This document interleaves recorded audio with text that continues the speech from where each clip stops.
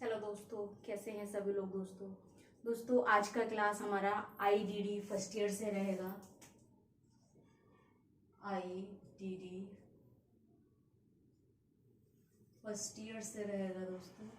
Course हमारा 2 है, characteristics of children with developmental disabilities. ठीक है, यूनिट हमारा यूनिट 1.1 कर रहे हैं हम, जो कि लास्ट टॉपिक है हमारा यूनिट 1 का। ये टॉपिक है हमारा डेवलपमेंटल डिले। डेवलपमेंटल डिले क्या है, इस पर बात करेंगे। डेवलपमेंटल डिले क्या होता है, इसके कारण कौन कौन से हैं और इसकी क्या क्या विशेषताएं हैं। ठीक है दोस्तों, डेवलपमेंटल डिले यानी कि विकासात्मक विलंबता। डेवलपमेंटल डिले क्या है, विकासात्मक विलंबता है क्या।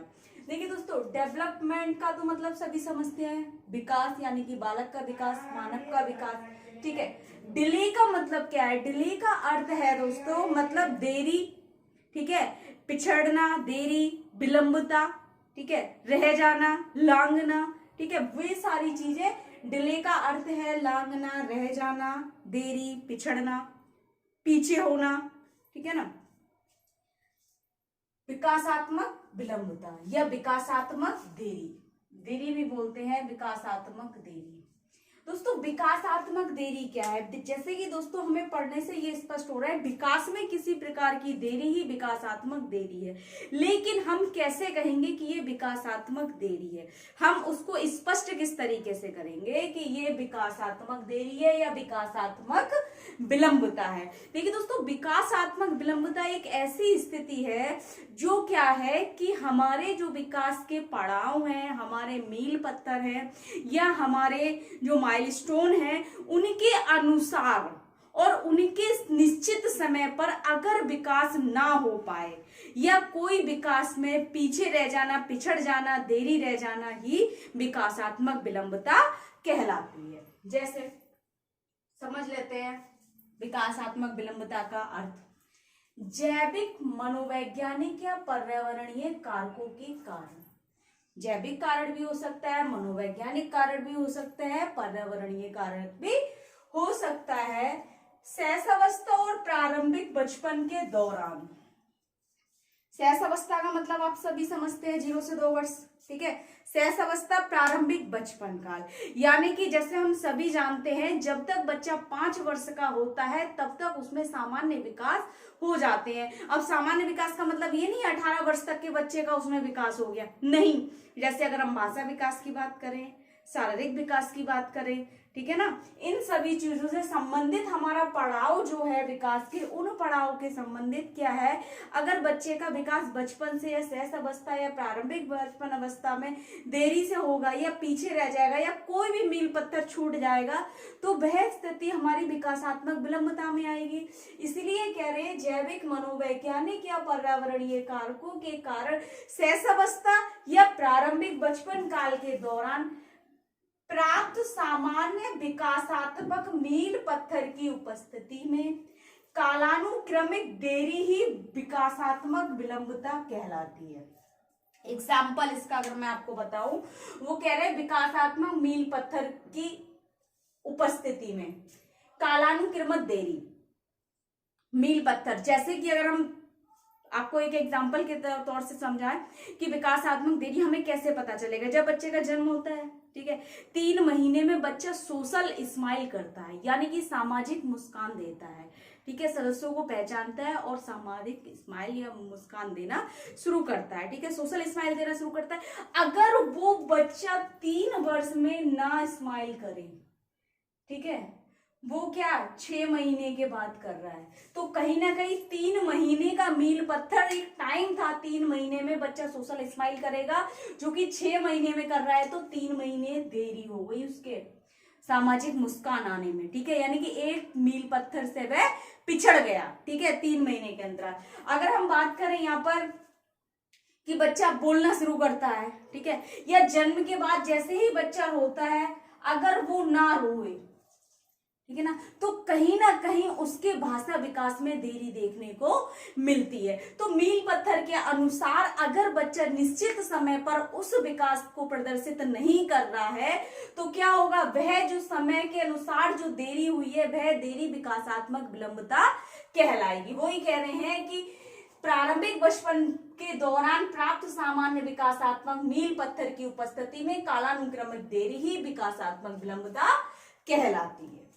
विकासात्मक विलंबता एक ऐसे बच्चों को संदर्भित करता है, यानी कि विकासात्मक विलंबता हम ऐसे बच्चों के लिए कह सकते हैं या उन बच्चों के लिए संदर्भित करता है जिसने समान आयु के अन्य लोगों की तुलना में, समान आयु के लोगों के अन्य लोगों की तुलना में मतलब कोई दो बच्चे हैं जो एक ही समान आयु के हैं, यानी कि दोनों का जन्म एक ही समय पर हुआ है, एक ही दिन हुआ है, एक ही वर्ष हुआ है, एक ही दिनांक में हुआ है, ठीक है। समान अन्य लोगों की तुलना में उनसे अपेक्षित विकासात्मक कौशल प्राप्त नहीं किया हो, दोनों में से किसी एक ने कोई कौशल प्राप्त ना किया हो, ठीक है, कोई कौशल प्राप्त नहीं किया हो। जैसे कि एग्जाम्पल के लिए गामक कार्य है।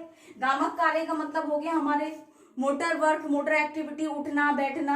जैसे बच्चा सबसे पहले क्या करता है, सिटिंग आती है बच्चे में, ठीक है। हेड कंट्रोल करने के बाद सबसे पहले बच्चा हेड कंट्रोल करता है, ठीक है। हेड कंट्रोल अगर नहीं आ रहा हो तो बच्चे में जल्दी सिटिंग नहीं आएगी, क्योंकि अपने बॉडी को कंट्रोल नहीं कर पाएगा। और उसी के एज का, समान आयु का बच्चा अगर दूसरे में हेड कंट्रोल आ गया तो उसमें क्या आ जाएगा, अपने टंग को कंट्रोल करने लगेगा, कमर से बैठने लगेगा, ठीक है, सपोर्ट के साथ बैठने लगेगा, ठीक। तो कहीं ना कहीं कह रहे हैं कि समान आयु के छात्र में अगर कोई दूसरा बच्चा उसके समान है, वो अपने मील पत्थरों को नहीं तक पहुंचता है या पीछे रह जाता है, उस स्थिति को विकासात्मक विलंबता कहते हैं। अब वो कह रहे हैं कोई कौशल प्राप्त नहीं किया हो, जैसे गामक कार्य में, ठीक है, अगर गर्दन नहीं संभाल पा रहा है, हेड कंट्रोल नहीं कर पा रहा है, तो उसमें सिटिंग भी बहुत समय बाद आएगी या हो सकता है ना भी आए। सिटिंग आ गया समझ लो तो क्या हो जाएगा, वो स्टैंडिंग नहीं आ पाएगी। अगर उसका जब हेड कंट्रोल एक समय पर नहीं हुआ, माइलस्टोन के अकॉर्डिंग एक निश्चित समय पर नहीं हुआ, तो क्या होगा, सिटिंग उसकी उस समय पर नहीं आएगी। धीरे धीरे अगर एक मील पत्थर से बच्चा अगर ना समय पर हो, या मील पत्थर से बच्चा छूट जाए या पिछड़ जाए या देरी हो जाए, तो आगे के जितने भी मील पत्थर है उन सभी विकास में हमें देरी देखने को मिल सकती है, ठीक है। दूसरा कह रहे हैं जैसे भाषा में, ठीक है, अगर बच्चा जन्म के समय नहीं रोया तो हो सकता है उसका उच्चारण समय जल्दी ना आए या वो बोलने में असमर्थ हो, ठीक है। संज्ञानात्मक, जब बच्चे का भाषा विकास से संबंधित अगर समस्या होती है तो ये 90% चांसेस होते हैं कि बच्चे का संज्ञानात्मक विकास भी कहीं ना कहीं देरी से देखने को मिलता है। खेल की क्रियाएं हो गई, सामाजिक कौशल हो गए, क्षेत्रों में भी हो सकती है, ठीक है। विकास में देरी का मतलब है कि एक बच्चे के विकास में इन क्षेत्रों में दो या दो से अधिक क्षेत्रों में देरी होना, यानी कि हम बच्चे के तभी कहेंगे किसी बच्चे को कि इसके विकास में देरी है, या इसके डेवलपमेंटल डिले है, या ये बच्चा विकासात्मक विलंबता को संदर्भित करता है जब उस बच्चे के किसी इन दो में से, यानी कि इनमें से दो या दो से अधिक, जैसे कि एक गामक बोल रहे हैं, दूसरा भाषा, तीसरा संज्ञानात्मक, खेल, सामाजिक कौशल, इनमें से कोई दो या दो से अधिक कौशलों में अगर हमें या अधिक क्षेत्रों में देरी देखने को मिले, तब हम किसी बच्चे को या किसी छात्र को क्या कहेंगे, ये विकासात्मक विलंबता को संदर्भित करता है अगर कोई बच्चा दो या दो से अधिक क्षेत्रों में देरी रखता है, ठीक है। डेफिनेशन दी है इसकी, देखिए दोस्तों, ये संघ ने दी है, संघ ने, यहाँ लिखना भूल गए थे, संघ ने दी है। ये विकासात्मक देरी एक ऐसी स्थिति है जिसमें एक बच्चा बचपन के प्रारंभिक विकास के मील पत्थर तक पहुंचने में अनुसूची से पीछे होना, जिससे बच्चे की प्रगति की स्थायी सीमा से कम देरी में होना ही विकास में देरी है, ठीक है ना कहीं अपने मील पत्थर की जो अनुसूची है, 3 महीने में जैसे जन्म के समय वो रो रहा है, ठीक है, उसके बाद 3 महीने में सामाजिक मुस्कान आ रही है, सोशल स्माइल आ रही है, 4 महीने में हेड कंट्रोल कर रहा है, या 5 महीने में वो क्या कर रहा है, सिटिंग करना सीख रहा है, 6 महीने में सीख रहा है। अगर इसके अनुसार एक अनुसूची बनी हुई है एक समय पर, जब जब बच्चा जितने मंथ्स का होगा, जैसे जैसे उसकी आयु बढ़ती रहेगी, अपने मील पत्रों के अनुसार उनको अनुसरण करता होगा और हर अनुसूची को अपनाता रहेगा, ठीक है। हर मील पत्थर तक पहुंचने अनुसूची में अगर पीछे रह जाए तो उस पीछे रहने के कारण प्रगति अगर स्थायी सीमा तक रुक जाती है तो वह स्थायी सीमा की जो स्थिति है या कारण है वह क्या कहलाती है? विकासात्मक विलंबता कहलाती है। विकासात्मक विलंबता के कारण दोस्तों निम्नलिखित कारण दिए गए हैं, जैसे कि सबसे पहले कह रहे हैं डाउन सिंड्रोम, आनुवांशिक या वंशानुगत स्थिति। डाउन सिंड्रोम सभी जानते हैं क्या है? डाउन सिंड्रोम एक ऐसी स्थिति है जो क्या 21वीं गुणसूत्रीय असामान्यता के कारण होती है। डाउन सिंड्रोम को पहले मंगोलवाद भी कहा जाता था, ठीक है। तो ये हमारा वन एक्स्ट्रा क्रोमोसोम, ठीक है ना, इसका जो कॉज है वन एक्स्ट्रा क्रोमोसोम के कारण होता है, जो एक कंडीशन हमारा डाउन सिंड्रोम है। और ये डाउन सिंड्रोम किससे रिलेटेड है? इंटेलेक्चुअल डिसेबिलिटी से रिलेटेड है, मेडिकल कंडीशन से ये रिलेटेड है। दूसरा है चयापचय संबंधी विकार, कोई विकार आ सकता है इसमें, एडीएचडी हो सकता है, ठीक है ना, हमारा ऑटिज्म भी आ सकता है इसमें, ठीक है।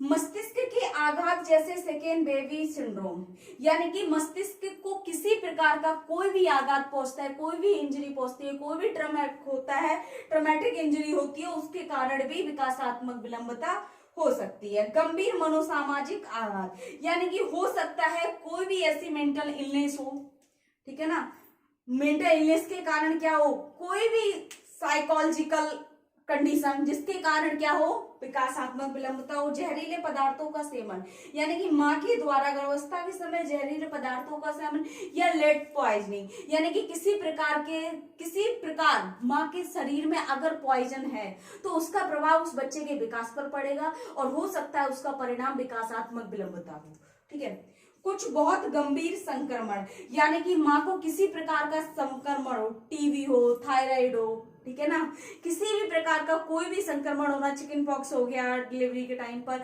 या हम कह सकते हैं उसका जब वो गर्भावस्था के समय में है, किसी भी प्रकार का अगर संक्रमण है तो उसका जो संक्रमण का जो परिणाम है अगर बच्चे मां को है तो उसका प्रभाव किस पर पड़ेगा, उसके बच्चे के विकास पर पड़ेगा, तो उसका कारण भी विकासात्मक विलंबता। भोजन या पर्यावरण की कमी, यानी कि मां का कुपोषित होना, बच्चे का कुपोषित होना, ठीक है, और पर्यावरण की कमी की एक अच्छा वातावरण बच्चे को ना मिल पाए जिसका प्रभाव उसके विकास पर पड़ सकता है। इसकी कुछ निम्नलिखित विशेषताएं भी दी हुई हैं दोस्तों। अधिगम में गति मंदता, यानी कि अधिगम का मतलब होता है सीखना। इन बच्चों में जिन बच्चों में हमारे विकासात्मक विलंबता देखने को मिलती है तो अधिगम में गति मंदता, यानी कि अधिगम की जो गति होती है वो मंद होती है। सामान्य बच्चों के अपेक्षा क्या होती है, इनकी गति बहुत धीमी होती है, सीखने की गति धीमी होती है। किसी कौशल को बहुत धीरे धीरे सीखते हैं, बहुत समय लगाते हैं सीखने में, ठीक है।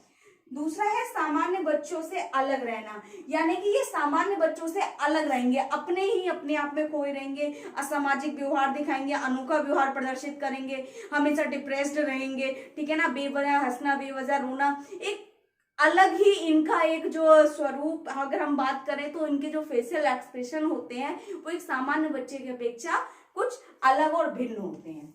निराशा का अनुमान एवं अनुभव, यानी कि हमेशा निराश रहेंगे, ये परेशान रहेंगे, किसी न किसी चीज को लेकर उत्तेजित रहेंगे, परेशान रहेंगे, इमोशनल रहेंगे।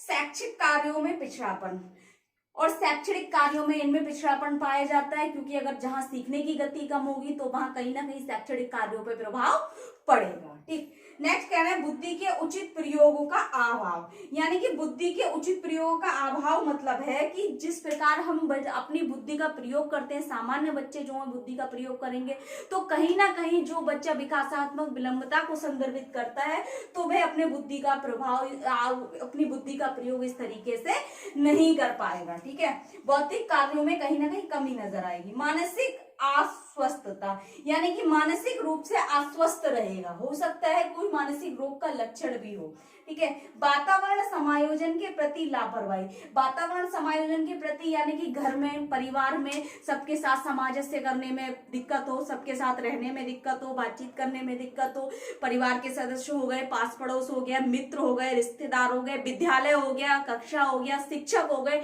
इन सभी के साथ उसके आसपास का जो वातावरण है उसमें सामंजस्य करने में उसे समस्या हो, समायोजन करने में समस्या हो, कोऑर्डिनेट ना कर पाए, ठीक है। सामाजिक व्यवहार में अभाव, यानी कि कहीं ना कहीं जब वह बच्चा बौद्धिक कार्यों को ठीक से नहीं कर पा रहा है तो उसका कारण ये भी हो सकता है या उसका प्रभाव ये भी पड़ सकता है कि कहीं ना कहीं सामाजिक व्यवहार में अभाव, यानी सामाजिक कार्यों को ना कर पाए, सामाजिक कौशलों की कमी होना छात्र के अंदर। ठीक है, तो ये हमारा विकासात्मक विलंबता का अर्थ परिभाषा हो गया, आपके कारण हो गए और विशेषताएं हो गई। ये टॉपिक आपका अगर आएगा तो आपका विकास से रिलेटेड जो आपका प्रश्न आएगा, विकास एवं वृद्धि से आप क्या समझते हैं, इसके अंतर और सिद्धांतों को बताइए एवं विकासात्मक विलंबता को परिभाषित कीजिए। तो आपको ये 10 नंबर में जो आपका डेवलपमेंट से रिलेटेड जो क्वेश्चन आएगा, ग्रोथ एंड डेवलपमेंट से, उसी के अंदर ही आपको ये देखने को मिलेगा। यानी कि अगर हम बात करें यूनिट 1.1 का, तो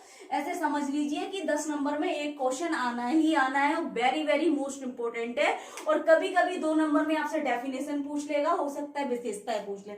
10 नंबर में ये पूरा टॉपिक नहीं आएगा, लेकिन वृद्धि और विकास से रिलेटेड जो क्वेश्चन आएगा उसमें हमेशा ये पूछा जाता है विकासात्मक विलंबता क्या है। इसके अलावा भी अगर आपको कुछ समझ नहीं आ रहा है, कुछ डाउट लग रहा है, कुछ पूछना है या कुछ गलत लग रहा है, तो कमेंट बॉक्स में जाके कमेंट करें। ज्यादा से ज्यादा वीडियो लाइक करें, चैनल को सब्सक्राइब करें, बेल आइकन को प्रेस कर दें ताकि नेक्स्ट आने वाली क्लास आप तक पहुंचती रहे। दोस्तों, थैंक यू सो मच।